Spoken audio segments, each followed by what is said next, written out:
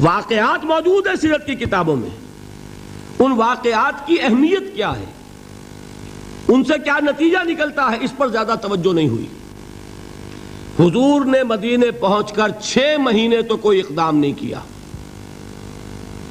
اپنی پوزیشن کو کنسولیڈیٹ کیا، 3 اہم کام کیے۔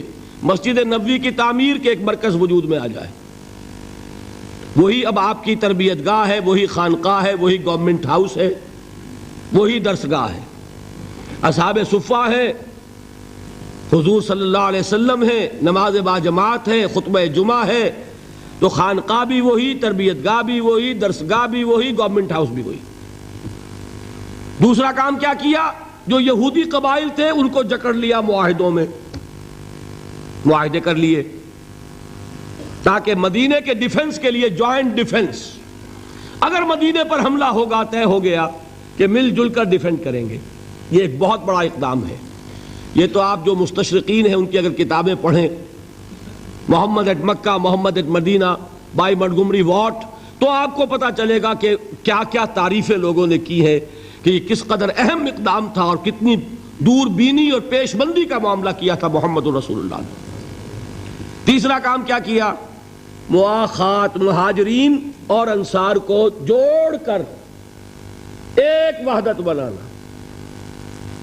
آپ کو معلوم ہے اس کی تاریخ میں کوئی مثال نہیں ہے، ایک انصاری ایک مہاجر بھائی ہو گئے تو لوگوں نے گھر تقسیم کر دیے، دکانیں تقسیم کر دی، کاروبار بانٹ دیے، یہاں تک واقعہ ملتا ہے کہ ایک انصاری صحابی اپنے مہاجر بھائی کو گھر لے گئے، فرمایا یہ میری 2 بیویاں ہیں، ان میں سے جو تمہیں پسند ہو اشارہ کر دو، میں ابھی طلاق دے دوں گا تاکہ تم ان سے شادی کر لو، میں یہ برداشت کرنے کو تیار نہیں کہ میرے گھر میں 2 بیویاں ہوں اور میرے بھائی کا گھر جو ہے وہ آباد نہ ہو۔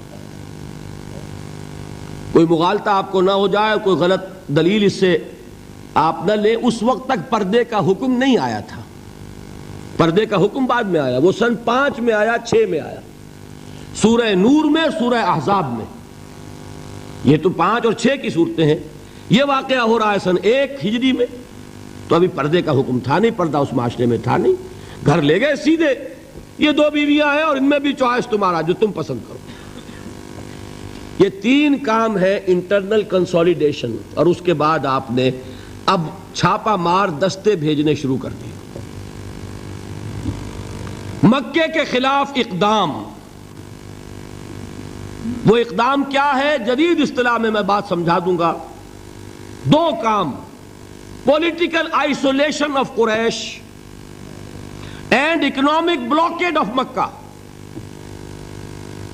حضور تشریف لے گئے، ایک قبیلے سے آپ نے معاہدہ کر لیا، وہ قبیلہ یا تو پہلے حلیف تھا قریش کا، اب حلیف ہو گیا محمد کا صلی اللہ علیہ وسلم۔ قریش کی آئسولیشن ہو رہی ہے اور حضور کی قوت بڑھ رہی ہے، یا یہ کہ ان کا بھی معاہدہ ہو گیا ان کا بھی ہو گیا تو نیوٹرل تو ہو گیا نا۔ یہ ہے پولیٹیکل آئسولیشن آف قریش۔ اور اکنامک بلاکیڈ کیا ہے؟ قریش کا کیا تھا ذریعہ معاش؟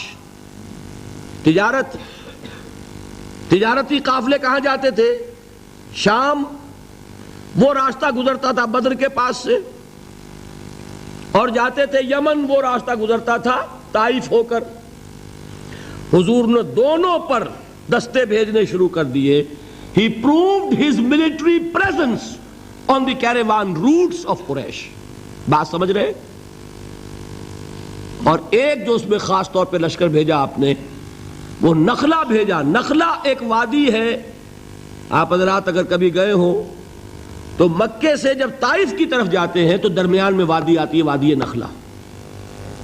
اب آپ اندازہ کیجئے کہاں مدینہ، وہاں سے ایک لشکر کیا چھوٹا سا دستہ، 12 افراد، ایک چھوٹا سا چھاپا مار دستے تو ایسے ہی ہوتے ہیں چھوٹے، کوئی لشکر تھوڑا ہی ہوتا ہے۔ حضرت عبداللہ ابن جہش اس کے کمانڈر، انہیں ایک سیلڈ لیٹر دیتے ہیں حضور، مہر لگا ہوا کہ مدینے سے 2 دن کی مسافت پر باہر نکل کر پھر کھولنا اس کو، اور جو اس میں لکھا ہوا ہے انسٹرکشنز جو ہے کیری آؤٹ کرو۔ اتنی سیکریسی. جب وہ نکلے 2 دن کے فاصلے پہ باہر چلے گئے, کھولا لکھا ہے وادی نخلا میں قیام کرو اور وہاں جا کر قریش کی نقل و حرکت پر نگاہ رکھو اور ہمیں اطلاع دیتے رہو. اب یہ 300 میل کا سفر کر کے وہاں پہنچے ہیں. وہاں اتفاق سے ایک قافلہ قریش کا گزر رہا تھا, اس سے مٹ بھیڑ ہو گئی, مقابلہ ہوا.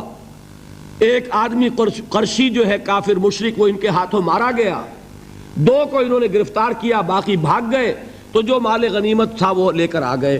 حضور ناراض ہوئے کہ میں نے تمہیں اس کا حکم نہیں دیا تھا, میں نے صرف یہ کہا تھا کہ وہاں قیام کر کے ہمیں انفارم کرتے رہو. لیکن یہ بات ریکارڈ پر آ جانی چاہیے کہ ہجرت کے بعد پہلا قتل جو ہوا مسلمانوں کے ہاتھوں ایک مشرک کا ہوا. یہ تھی جس نے مکے میں آگ لگا دی.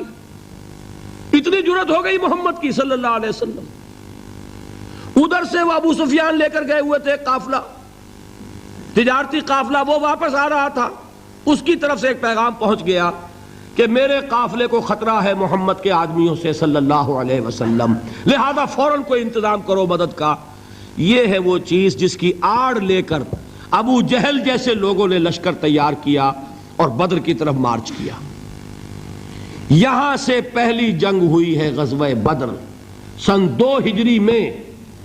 اگر حضور اقدام نہ کرتے, حضور نے یہ دستے بھیجے نہ ہوتے, اگر مسلمانوں کے ہاتھوں ایک کافر کا قتل نہ ہوتا, اگر وہ راستہ جو ہے تجارتی راستہ وہ مخدوش نہ ہو گیا ہوتا, بدر کی جنگ نہ ہوتی.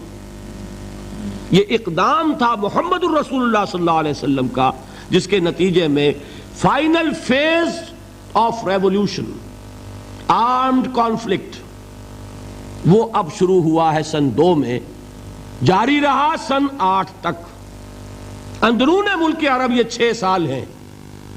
ان 6 سالوں میں غزوہ بدر, غزوہ احد, غزوہ احزاب, یہ سارے غزوے ہو گئے. پھر فتح مکہ, پھر یہ کہ غزوہ حنین, طائف کا محاصرہ.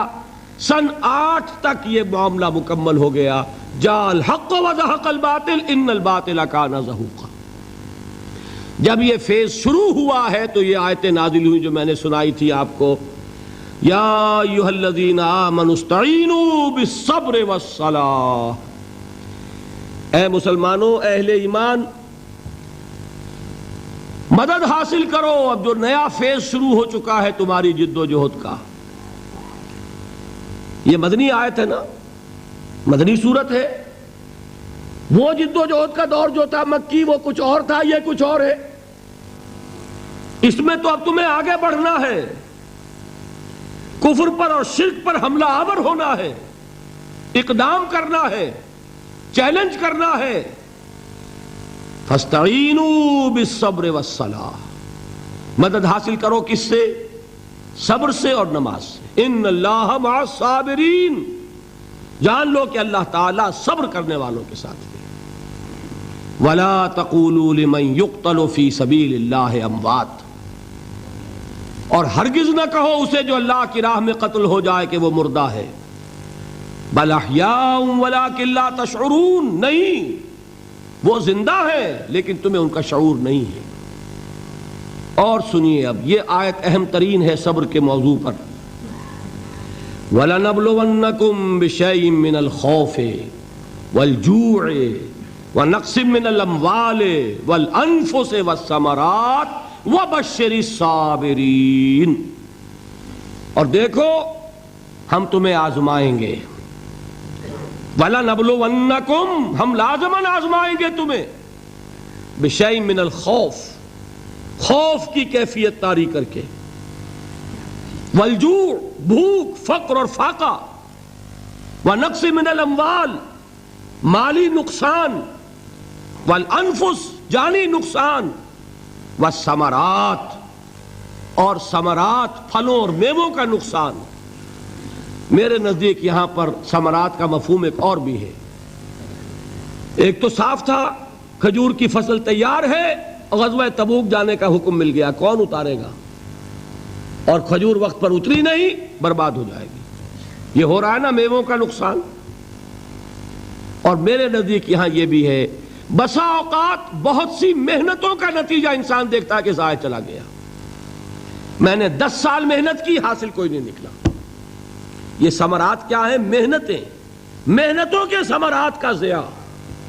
کوشش آپ نے کی، قسمت کی خوبی دیکھیے، ٹوٹی کہاں کمن، 2-4 ہاتھ جب کے لبے بام رہ گیا۔